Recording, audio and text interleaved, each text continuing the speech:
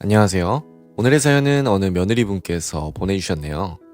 계속 자신을 괴롭히던 시누이에게 뜨거운 맛을 보여주셨다고 하시는데요. 무슨 사연일지 지금부터 읽어보겠습니다. 안녕하세요. 저는 올해로 결혼한 지 1년이 조금 넘은 새댁이랍니다. 저는 운동선수는 아니지만 남들보다는 운동을 좀 더 한 편이에요. 대학교 2학년 때 일로 기억하네요. 그때 제가 체중이 지금보다 한 10kg은 더 나가는 상황이었고 살을 빼기 위해 이리저리 알아보았어요. 그러다 투기 종목이 살을 빼기 좋다고 해서 찾고 찾다 주짓수 도장에 다니게 되었죠. 모르시는 분들을 위해 간단히 소개하자면 브라질 유술인데요. UFC에서 남 넘어뜨리거나 팔다리 꺾을 때 쓰는 기술을 배우는 곳이라고 생각하시면 될 듯해요. 저는 주짓수 도장에 3년간 다녔답니다. 처음에는 살 빼려고 다녔지만 의외로 적성이 맞았거든요. 사범님이 저더러 경기에 나가보는 게 어떠냐고 제안하셨을 정도죠.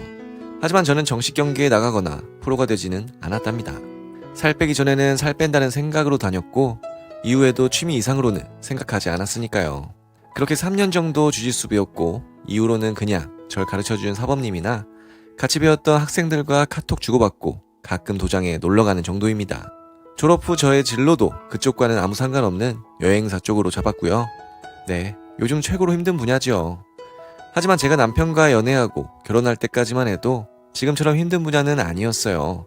회사에서도 평이 나쁘지 않았고 덕분에 우리 회사 인원 절반이 감축된 상황에서 살아남았으니까요. 아무튼 저는 여행사 다니면서 남편과 연애하고 결혼까지 했습니다. 그리고 지금 회사 생활은 정말 힘들지만 어떻게든 살아남기 위해 버티면서 사회인 노릇과 아내 노릇을 다 하려고 노력 중인 사람입니다. 이제 우리 남편 이야기를 해볼까요? 이 사람은 좋은 사람입니다. 인성에 문제없고 성실하고 외모도 보통 이상이고 여러모로 좋은 사람이에요. 한 가지 문제가 있다면 자기에게도 아내에게도 남에게도 모두 착한 사람이라는 거죠. 그렇게 시댁 문제 같은 것도 자기가 직접 나서서 처리하지를 못합니다. 시댁 식구들 말을 하자면 일단 시부모님들 역시 큰 문제는 없는 사람들입니다. 시아버지는 너무 말수가 없으시고 시어머니는 반대로 너무 수다스럽다는 게 단점이라 생각하지만 큰 문제는 아니라고 생각해요. 말이 너무 적거나 많기는 해요. 인성이 막장인 분들은 아니시거든요.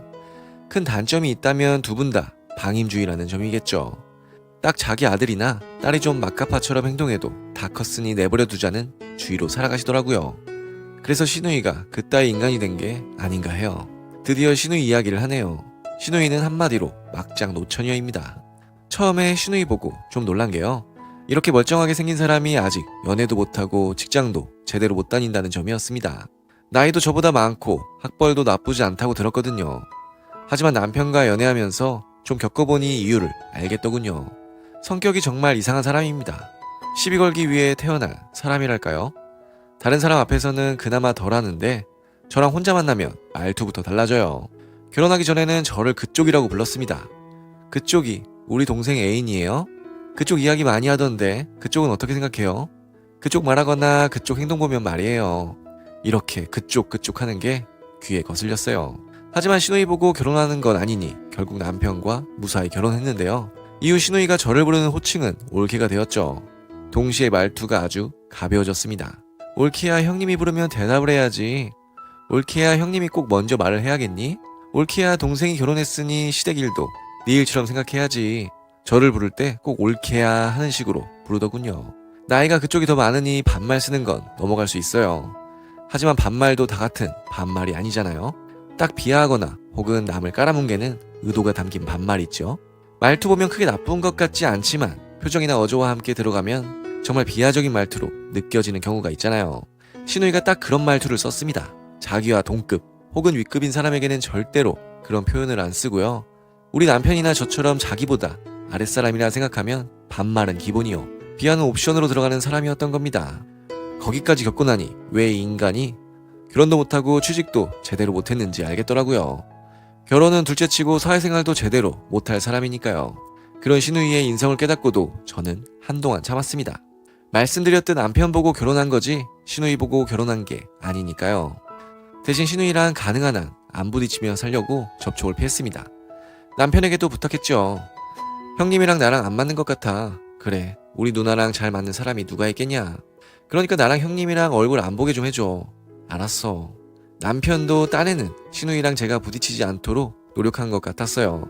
하지만 남편이 노력하면 뭐하나요? 신우이가 절 먹잇감으로 삼고 계속 저랑 부딪히는데요. 언젠가부터 신우이와 저의 연락이 잦아지기 시작했습니다.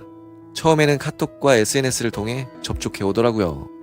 차마 친척이라 관계를 끊을 수는 없어서 친구도 맺고 했습니다. 그 다음에는 자주 만나자고 합니다. 제가 바쁘다고 하면 자기가 일부러 회사 근처까지 찾아오고는 하더라고요.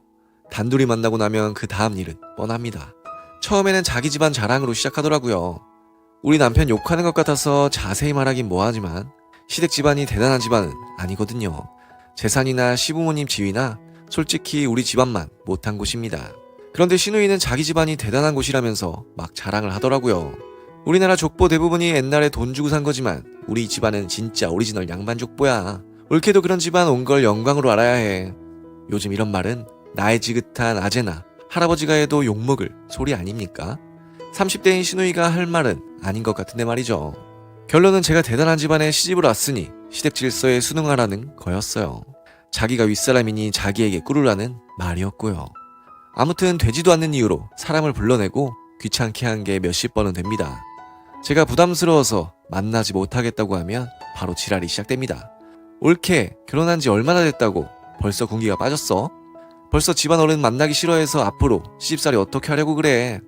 신우이가 얼마나 막장인지 자기가 자기를 지칭해서 집안 어른이라고 할 정도였습니다. 몇 번이나 남편에게 말해보았지만 뾰족한 수가 없다고 하더라고요. 신우이는 자기 말 안 듣고 자기 부모님도 자기 말 안 듣는다고요. 그러는 사이 신우이의 지랄은 더욱 심해졌어요. 심지어 카톡이나 SNS 상에서도 애를 갖추라고 할 정도였습니다. 매일 시부모님과 자기에게 안녕하세요 꼭 붙이면서 안부 인사하던가요. 정작 시부모님은 카톡 확인도 잘 안 하시는데 말이죠. 이대로 가면 정말 안 되겠다 싶었습니다. 그래서 한 달쯤 전에 신우이와 결판을 냈어요. 그럴듯한 구실을 붙여서 신우이의 집에 찾아갔습니다. 혼자 사는 신우이 집에 찾아가서 마주 앉은 뒤 말했어요. 형님이 뭔가 착각하는 것 같아요. 뭐? 옳게? 지금 무슨 소리 하는 거야? 지금부터 절 잘못 건드리면 어떻게 되는지 보여드릴게요. 그리곤 바로 주짓수 기술로 신우이를 엎어놓고 관절기로 요리하기 시작했습니다.